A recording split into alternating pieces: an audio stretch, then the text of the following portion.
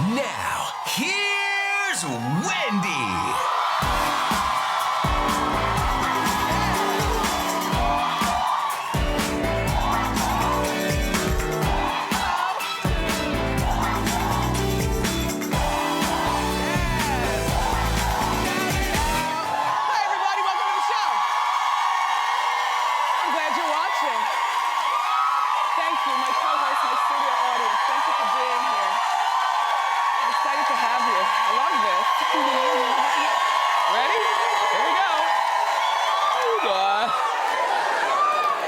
I'm doing great today. I'm so glad to be here with you. You know, there are new reports about Real Housewife of Beverly Hills, Brandi Glanville, cheating on Eddie Cibrian first.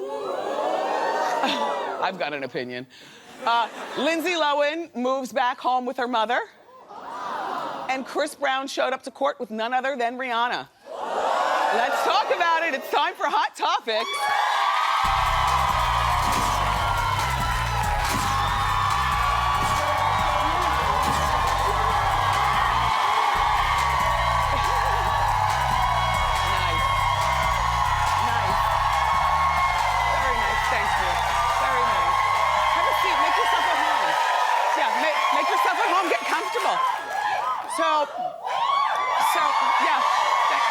Thanks, you guys. Thank you. Okay, so today is the kickoff of Fashion Week here in New York, and last night I made my runway debut. I was telling you this. I walked in the Heart Truth Red Dress fashion show. It's the Red Dress collection. Now, what this fashion show is all about, and it's legendary, it's been going on since forever. It raises awareness for heart disease in women.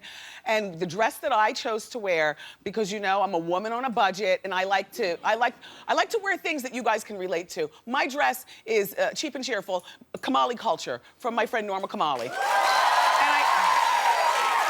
I have to tell you, look, I'm giving you number one. You know, I'm not much of a walker, but I am a talker. So I was out of my element walking. However, they chose, the people who organized the fashion show chose a song that they thought was fitting for each one of us walkers. And for me, they chose I'm Coming Out by Diana Ross, which you know how much I was like, so I knew the words, and you saw my mouth moving because I was singing to the song. And, you know, my husband was there cheering me on, and my niece, and I just felt very at home. So instead of like really concentrating on the walk and falling, I just walked like myself. I threw up the number one. I was singing along with Diana Ross. I turned around and I said, how you doing? And I felt very empowered also because I was only wearing a one-sided bra. I did not go for pantyhose or Spanx, which is so. I tell you guys, I don't mess with those support garments and everything. Now you could say perhaps I need them. I'm a woman of a particular size, but I have to tell you, the thing that separates men from women, to me, is the jiggle. Like it's the jiggle. And that was very empowering to be out there on Fashion Week, you know, just doing it. Some of the other women who walked in the fashion show were Minka Kelly. She wore a beautiful Oscar de la Renta dress. Now look, I didn't recognize Minka. All I knew was that there was this young, cute girl who came up to me and tapped me, and she's like, I want to thank you for being so nice to me when you talk about me on my show. And I said, oh, and then, you know Brenda Strong from Dallas. She's in Mark Bauer. But I didn't recognize Brenda either. So Brenda, and then of course Kendall and Kylie Jenner, they were in Badgley Mischka. They are models. And their mother, Kris Jenner, was there in Badgley Mischka. Okay, I'll get back to that in a second. Gabby Douglas, the gymnast, also walked in the fashion show, and she wore Pamela Rowland. And yeah, she looked cute. And then Toni Braxton, friend to the show, was also walking in the fashion show.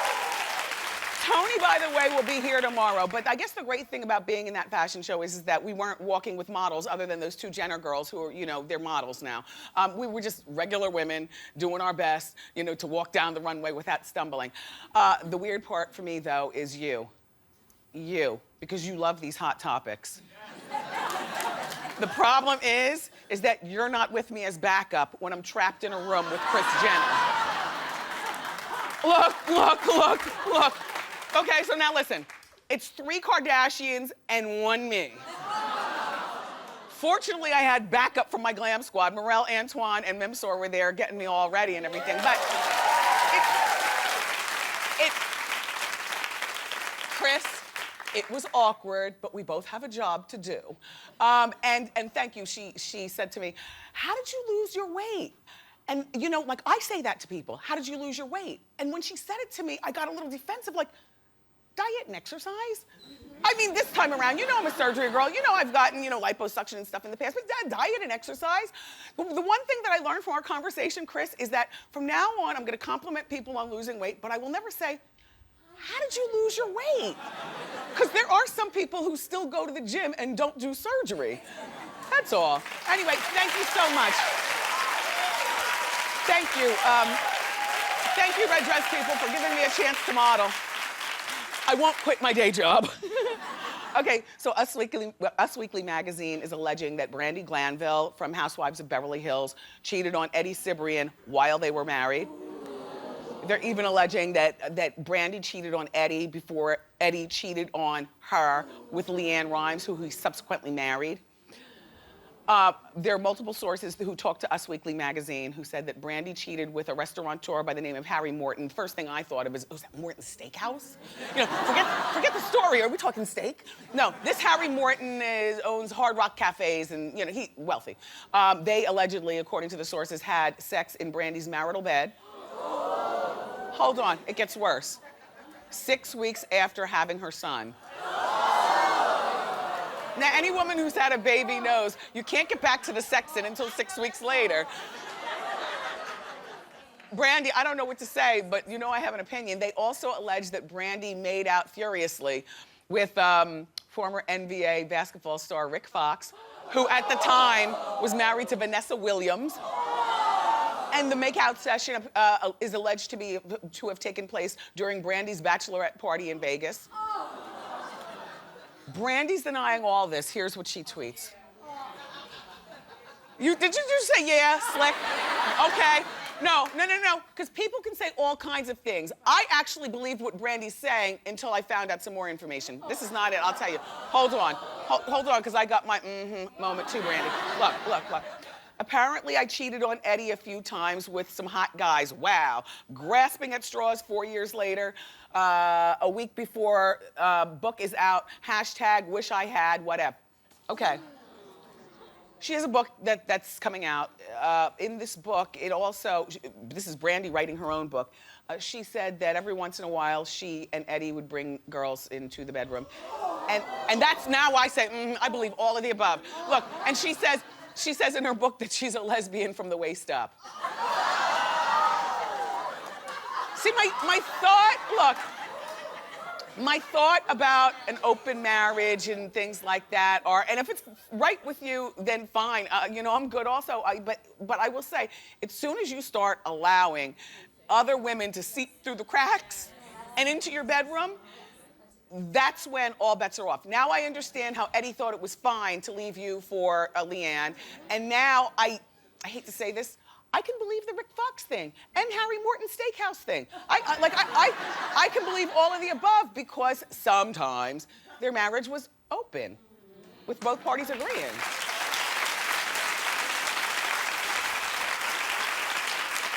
Okay, so now look. With all the things going on in the world, look what's the most important thing here in New York on the New York Daily News. I love this. You know, there used to be a time when hot topics were such a disgusting thing to talk about. You wouldn't even read the tabloids in the grocery store, so you'd leave it up to girls like me to talk on the radio about what's going on. But now, this is what people want to read about. Anyway, so they say Lindsay is broke and living back home with her mother. Well, not all. It's not exactly a row house in Baltimore.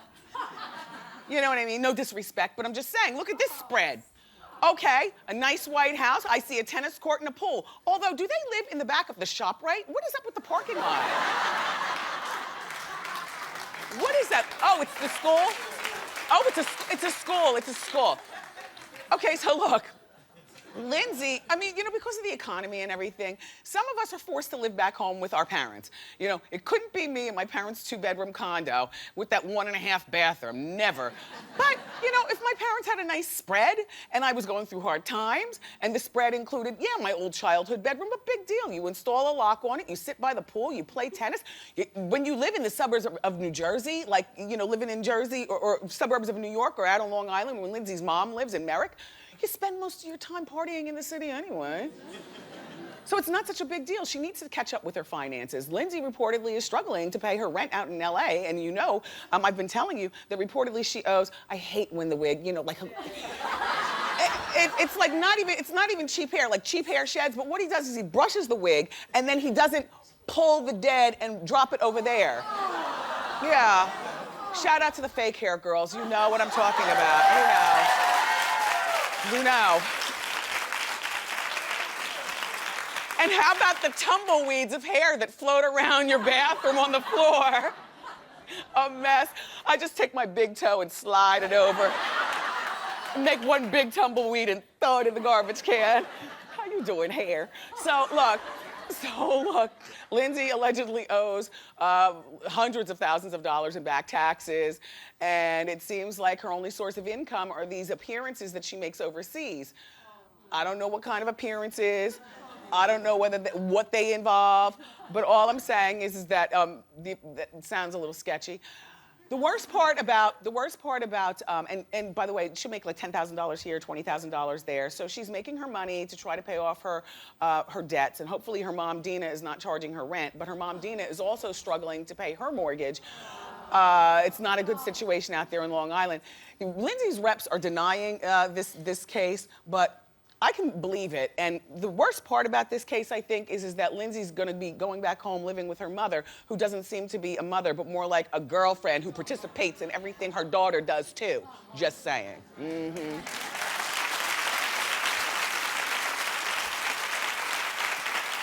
You wanna see the other important story here in New York? That was the cover of the Daily News. Here's the cover of the New York Post. Another hot topic. Chris Brown's on the front. Okay, Chris Brown's on the front cover of the New York Post, and the story is that Chris was back in court yesterday. The judge is trying to determine if he violated his probation. He's being accused of faking his community service. Sidebar, I know so many people who have faked community service. It is so easy to be done. You don't even just have to be a celebrity. Like I can believe that Chris Brown was able to get away with faking his community service. Just talking. Anyway, he arrived in court with Rihanna. There's Rihanna in the back. Rihanna? Here's the thing. Like, there's a time and a place for edgy hair and color splash clothes and leggings and pointy nails like Cruella de Vil. I'm just saying, if you want, the judge to believe that everything is good and right, you should have worn like a St. John's knit or something, or something from Jones of New York, and pulled the hair back over and put it in a tight bun and filed down the points on your nails. I'm just saying, but the young kids, they don't know how to go to court. You know what I mean? Anyway, remember, Chris is on probation currently for assaulting Rihanna, and Chris, why does it look like you took that suit jacket out of a gym bag and borrowed the tie from the '80s? And when I squint and look even further, that's not even a suit. That's a. And where's your belt? The thing that he did do right, though, was that he dyed that blonde hair back to brown. Yeah.